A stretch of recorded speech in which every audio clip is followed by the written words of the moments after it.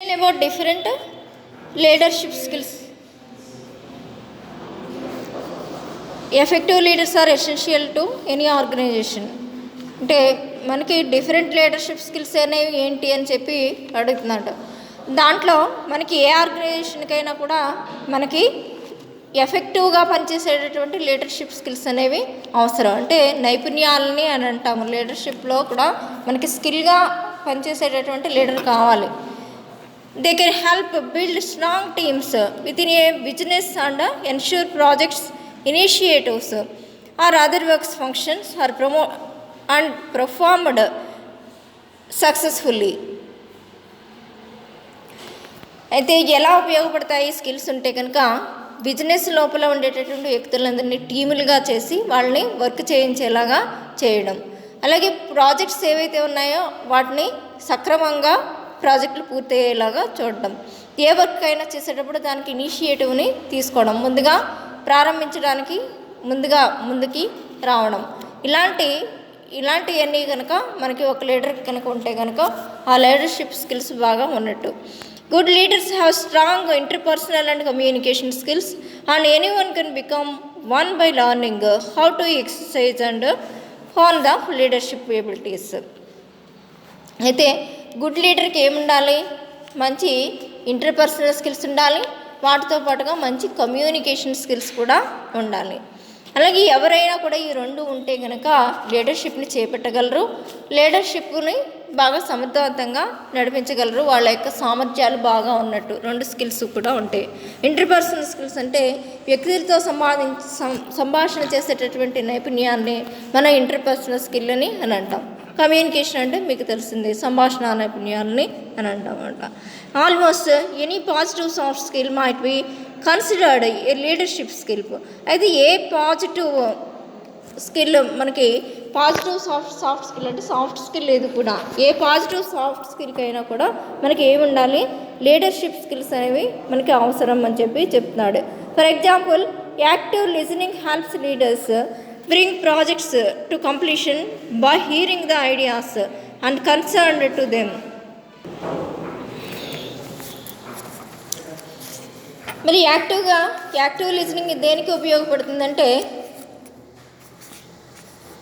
ఇక్కడ ఉండేటటువంటి వ్యక్తులు ఎవరైతే ఉంటారో వాళ్ళకి ప్రాజెక్ట్స్ తీసుకురావడానికి, ఆ ప్రాజెక్ట్స్ని ఇన్ టైంలో కంప్లీట్ చేయడానికి, మనకి లీడర్షిప్ వాళ్ళకి అండర్స్టాండబిలిటీ అనేది బాగా ఉండడానికి, అంటే చెప్పిందల్లా చేయడం, వాళ్ళు ఏం పని చెప్తే లీడర్ చెప్పిన పనుల్లో చేస్తే ఏమవుతుంది? ఇన్ టైంలో ప్రాజెక్ట్స్ అనేవి కంప్లీట్ అవ్వడం అనేది జరుగుతుంది. అలాగే మనకి ఎక్కడైనా పని చేస్తుంటే వర్క్ ప్లేస్లో రిలేషన్షిప్ని బాగా పాటించి తీరాలి. ఎందుకంటే వర్కర్స్ మధ్యన మంచి రిలేషన్షిప్ ఉంటేనే బాగా పనిచేస్తారు. అలా కాకుండా ఎప్పుడు వాడు చేస్తాడని వీడు, ఇటు చేస్తాడని ఆడు దెబ్బలాడుకుంటూ ఉంటుంటే మనకి ప్రాజెక్ట్ అనేది అవ్వదు, కంప్లీట్ కాదు. అందుకని మంచి స్కిల్స్తో, మంచి నైపుణ్యంతో కింద ఉండేటటువంటి వర్కర్స్ అందరినీ పని చేయించేలాగా చేయగలడం అనేది మనకి ముఖ్యం. Here is a list of must have leadership skills that may prove valuable to anyone apply for the work or looking to advance in a career. ఇక్కడ ఒక లిస్ట్ ఆఫ్ లీడర్షిప్ స్కిల్స్ అనేవి మనకి ఇవ్వడం అనేది జరిగింది. అవి చాలా వాల్యుబుల్ అయినటువంటి స్కిల్స్. వీటిని ఎక్కడైనా సరే, ఏ ప్లేస్లో అయినా సరే, ఎవరి యొక్క కెరీర్లో అయినా సరే మనం అప్లై చేయొచ్చు అని చెప్పి చెప్తున్నాడు. మనం ఎక్కడికో ఒక ఆర్గనైజేషన్లో జాబ్ చేయడానికి ఇలా ఏ మేనేజర్ పోస్టో ఇచ్చాడు అంటే మనం కింద ఉన్న వాళ్ళందరినీ కూడా ఒక మంచి నాయకత్వంలో నడిపించి వాళ్ళందరి చేత పని చేయించగలిగితేనే మనం మంచి మేనేజర్ అవుతాము. వాళ్ళకి ఏమేమి ఉండాలి అనేది చెప్తున్నాడు. ఫస్ట్ వన్ ఏంటంటే decisiveness, second one integrity, third one relationship building, fourth one problem solving, fifth one dependability, sixth one ability to teach and mentor అని చెప్పి ఇచ్చాడు. ఇలాగా 6 స్కిల్స్ అనేవి ఒక లీడర్కి అవసరం. ఎక్కడైనా సరే బాగా మంచిగా పని చేయించాలి అని చెప్పి అనుకుంటే కనుక. ఇక్కడ డెసిసివ్నెస్ అన్నాడు. డెసిసివ్నెస్ అంటే ఏం కాదు, డెసిషన్స్ తీసుకునేటటువంటి నిర్ణయాత్మకమైనటువంటి నిర్ణయాలను సరైన సమయంలో సరిగ్గా తీసుకోవడం డెసిసివ్నెస్ అవుతుంది. Effective leaders are those who can make the decisions quickly with the information they have. వెంటనే నిర్ణయాలు తీసుకోవడం అనేది జరుగుతుంది. అది కూడా కరెక్ట్ అయినటువంటి నిర్ణయాలు తీసుకుంటారన్నమాట. నా నిర్ణయాలు తీసుకునేటటువంటి నిర్ణయాలు క్విక్గా ఎప్పుడో ఏదైనా విషయం జరిగితే 10 రోజుల తర్వాత నిర్ణయం తీసుకోవడం కాకుండా ఇమీడియట్గా ఆ టైంకి ఏ నిర్ణయం తీసుకోవాలో క్విక్గా ఆ నిర్ణయాన్ని తీసుకుంటారు. అందుకనే వీళ్ళు ఎఫెక్టివ్ లీడర్స్గా ఉంటారు. వాళ్ళకి ఇన్ఫర్మేషన్ అందింటే వీళ్ళు డెసిషన్ తీసుకుంటారు కనుక ఇది డెసిసివ్నెస్ అయింది. Effective decision making comes with time and experience. మరి ఎఫెక్టివ్గా డెసిషన్స్ తీసుకోవడానికి ఎలా వస్తుందండి మనకి అంటే మనకి కాలానుగుణంగా మనకి వచ్చేటటువంటి ఎక్స్పీరియన్స్ తోటి అది వస్తుంది అని చెప్పి చెప్తున్నాడు. As you become more familiar with your specific industry you all be able to make decisions faster even when you don't have all of them necessary information. అయితే మనం మోర్ ఫెమిలియర్గా లేకపోతే ఒక స్పెసిఫిక్గా ఉండేటటువంటి ఇండస్ట్రీ తోటి మనం దేన్నైనా సరే సాధించవచ్చు అని చెప్పి చెప్తున్నాడు. మనకి పని ఇచ్చారనుకోండి, అలా ఏదైనా చేస్తూ ఉండగా మనకి ఏమొస్తుందంటే ఆ పనిలో ఫెమిలియారిటీ అంటే ఆ పనిని సక్రమంగా చేయడం, చక్కగా అనుకున్న టైంకి చేయడం వస్తుంది. దానికి ఒక స్పెసిఫిక్ అయినటువంటి ఇండస్ట్రీ పరిశ్రమ అనేది అవసరం. ఈ విధంగా మనకి చేయడం వల్ల ఏమవుతుందంటే డెసిషన్స్ తీసుకోవడం అనేది ఫాస్ట్గా తీసుకోవడం అనేది వస్తూ ఉంటుంది. అలా చేయగా వస్తుంది అని చెప్పి చెప్తున్నాడు. Even when you don't have all the necessary information, ఒకవేళ ఏదైనా ఇన్ఫర్మేషన్ లేకపోయినప్పటికీ కూడా నీకు మంచిగా డెసిషన్ తీసుకునేటటువంటి ఎబిలిటీ వస్తుందని చెప్పి చెప్తున్నాడు. Decisiveness is seen as a valuable leadership skill because it can help move projects along faster and improve efficacy. అసలు డెసిసివ్నెస్ ఎలా ఉపయోగపడుతుందండి అంటే మనకి ఒక వాల్యుబుల్ లీడర్షిప్ స్కిల్ అని చెప్పాడు. ఎందుకనంటే అది ఏదైనా ప్రాజెక్ట్ ఉందనుకోండి, ఆ ప్రాజెక్ట్ని త్వరగా కంప్లీట్ అయ్యేలాగా మనకి ఫాస్ట్గా ఉండేలాగా చేస్తుంది. అది ఇంప్రూవ్ ఎఫికసీ అని చెప్పి అంటున్నాడు అన్నమాట. అంటే త్వరగా మనకి ఎఫిషియన్సీ అంటే ఆ పనిలో త్వరగా చేసేటటువంటి నైజాన్ని పెంచడం అనేది జరుగుతుంది. నెక్స్ట్ స్కిల్ ఏంటంటే integrity is often seen as just truthfulness or honesty, but in many cases it also means having and standing by a set of strong values. మరి ఇంటిగ్రిటీ అనేది ఎలా వస్తుంది? మరి దీన్ని చూస్తే జస్ట్ ఏమని చెప్తామంటే దీన్ని ట్రూత్ఫుల్నెస్ అని చెప్పి చెప్పడం అనేది జరుగుతుందట. చేస్తూ ఉండాలని చెప్పి చెప్తున్నాడు. వర్క్ ప్లేస్లో మనకి ఉండేటటువంటి పాజిటివ్ ఇమేజ్ని ఉండాలి అనుకుంటే మన నైతికంగా మంచి వాల్యూస్ని కలిగి ఉండాలని చెప్పి చెప్తున్నాడు. All businesses seek to hire workers who have strong sense of integrity. ఎవరికైతే ఈ పైన ఉన్నటువంటి క్వాలిటీస్ అన్నీ ఉన్నాయో వాళ్ళనే వర్క్లోకి తీసుకుంటారట. ఏ క్వాలిటీస్ ఉండాలి మనల్ని వర్క్లో తీసుకోవాలంటే? ట్రూత్ఫుల్నెస్ ఉండాలి, హానెస్టీ ఉండాలి, అలాగే చాలా కేసెస్లో మనం ఎలా ఉండాలి? స్ట్రాంగ్ వాల్యూస్ని కలిగి ఉండాలి. మనం పనిచేస్తున్నామంటే అక్కడ మనకు మంచి పేరు అనేది ఉండాలి.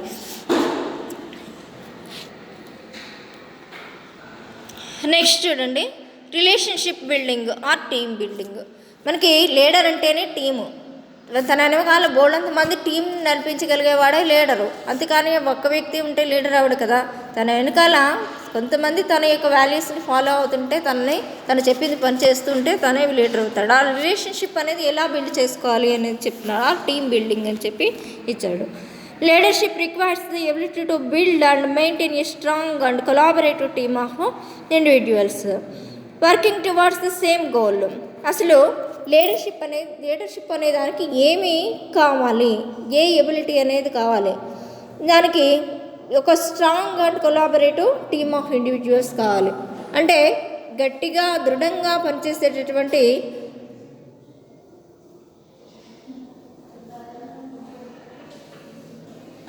కొలాబరేటివ్గా అంటే సహాయ సహకారాలు బాగా అందించేటటువంటి కింద పనిచేసేటటువంటి ఆ టీమ్ వర్కర్స్ అందరికీ కొలాబరేటివ్ వర్క్ అంటే కింద వాళ్ళ సహాయం అంతా కూడా బాగా చేసేవాళ్ళు కొలాబరేటివ్ ఇండివిజువల్స్ అని చెప్పి అన్నాం.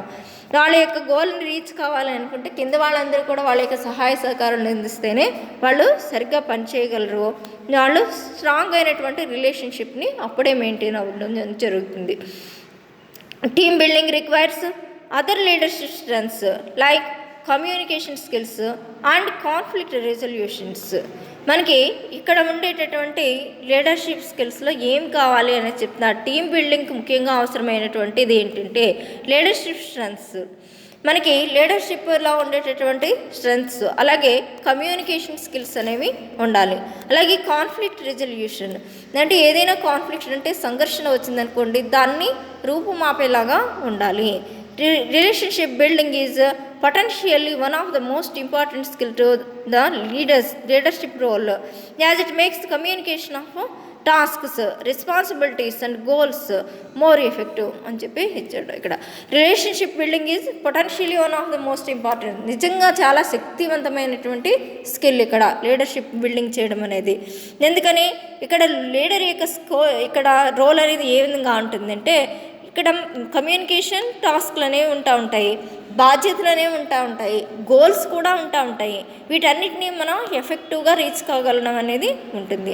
Once you understand each other you will benefit by being able to assess strengths and delegate task and complete your goals more seamlessly అని చెప్పి ఇచ్చాడు. అంటే ఒక్కసారి కనుక మీరు మీ యొక్క టీం అందరినీ బాగా అర్థం చేసుకోగలిగితే, మీ టీం వాళ్ళు మిమ్మల్ని అర్థం చేసుకోగలిగితే, మీరు వర్క్ అనేది చాలా ఎఫిషియెంట్గా చేయగలుగుతారు. ఆ వర్క్కి మీరు మేనేజ్ చేయడం అనేది ఈజీ అవుతుందని చెప్పి చెప్తున్నాడు.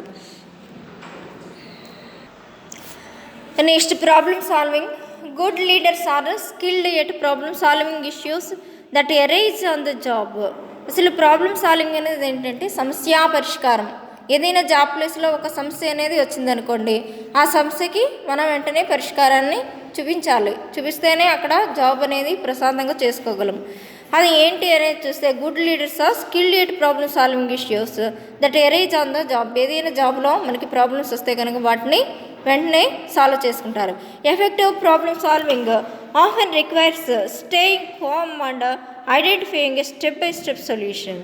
మరి ఎప్పుడైనా సరే ఎఫెక్టివ్గా మనం ఒక సమస్యని పరిష్కరించాలి అని అనుకున్నప్పుడు ఏం చేయాలట, కంగారు పడిపోయి ప్రాబ్లం ఇదని తెలియగానే హైరాన్ పడిపోయి అటు ఇటు పరిగెత్తడం అనేది చేయకుండా మనం ఏం చేయాలి, స్టేయింగ్ కామ్, ప్రశాంతంగా ఉండడం అనేది నేర్చుకోండి. దాన్ని ఆ వచ్చినటువంటి ప్రాబ్లమ్ని స్టెప్ బై స్టెప్ అండర్స్టాండ్ చేసుకోండి. ఇంత సమస్య ఉందని ఒక్కసారిగా పెద్దదిగా భావించడం కాకుండా ఆ సమస్యని స్టెప్ బై స్టెప్ అండర్స్టాండ్ చేసుకోండి అని చెప్తున్నాడు. Problem solving skills can help leaders make quick decisions and resolve obstacles with their team and external teams like and ensure projects and complete on time according to the specifications. ఇక్కడ problem solving skills can help leaders make quick decisions. ఎందుకు problem solving skills ఎక్కువగా క్విక్గా decisions తీసుకోగలడం అనేది వీళ్ళకి అలవాటు అవుతుంది. అలాగే ఏమైనా అబ్స్టికల్స్ అంటే ఆటంకాలు వచ్చినాయి అనుకోండి, వాటిని కూడా రిజాల్వ్ చేస్తారంటే పోయేలాగా చేసుకుంటారు. వాళ్ళ యొక్క టీంలో ఏమైనా ఆటంకాలు అలాంటివి ఉన్నా. అలాగే వీళ్ళు ఎక్స్టర్నల్ టీమ్స్తో కూడా అలాగే పనిచేస్తూ ఉంటారు. వీళ్ళు ensure projects are completed in time. అంటే వాళ్ళు ఏ ప్రాజెక్ట్ని అయితే కంప్లీట్ చేద్దామని అనుకుంటున్నారో ఆ టైంలోని ఇన్ టైంలోని పనిచేసి ఆ ప్రాజెక్ట్ని ఇవ్వడం అనేది జరుగుతుంది. అంటే ఈ రకమైనటువంటి నెక్స్ట్ చూడండి, డిపెండబిలిటీ అంటే ఆధారపడ్డాను, డిపెండబిలిటీ అని చెప్పి అంటూ ఉంటాం. Being a dependable leader means that people can trust and rely on you. మనం ఎప్పుడైనా ఎవరి మీద డిపెండ్ అయ్యాలి, మనం ట్రస్ట్ చేసే వాళ్ళ మీద, మనం బాగా నమ్మే వాళ్ళని డిపెండ్ అవుతాం. అంతేకాని వీడు పని చేస్తాడో చేయడం అనుకుంటా నమ్ముకుంటే మనకి పని అవ్వద్దు ఇక్కడ.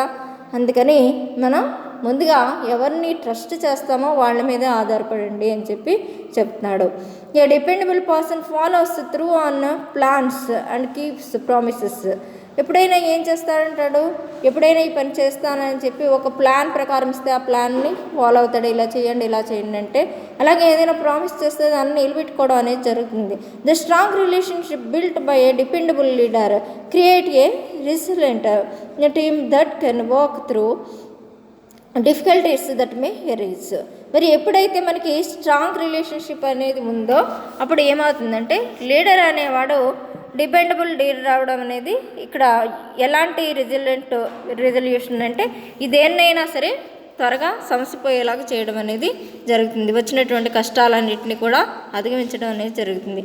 Being a dependable professional means meeting dead lines, being a straight forward and coming through on obligations, and when you can't meet a promise or a goal, communicating this early on the having a backup plan.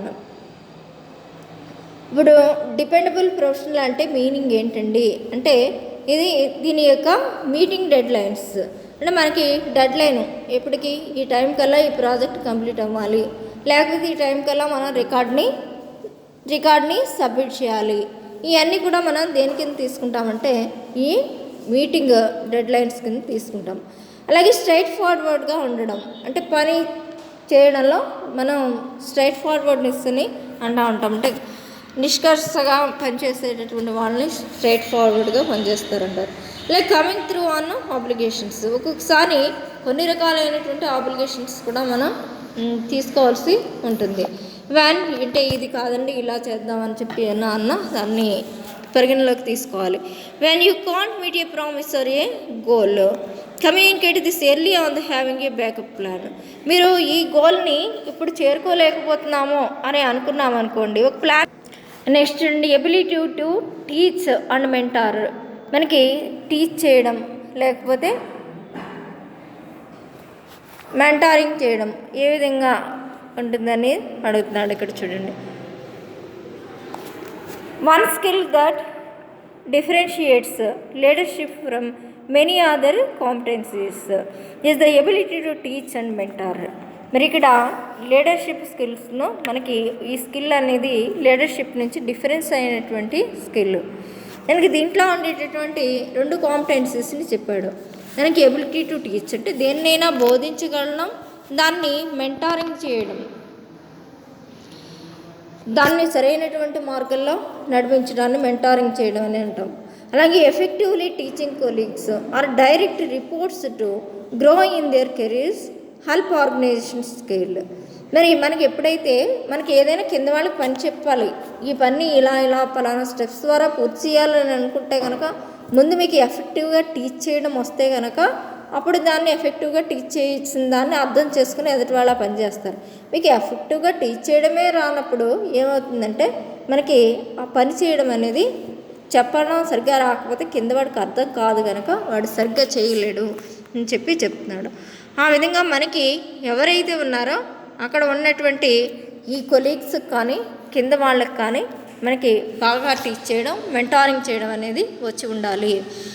ఈ కొలీగ్స్కి అలాగే డైరెక్ట్గా reports ద్వారా లేకపోతే effective teaching colleagues ద్వారా లేకపోతే direct reports ద్వారా grow through their careers help organization scale అని చెప్పి ఇచ్చాడు. ఇక్కడ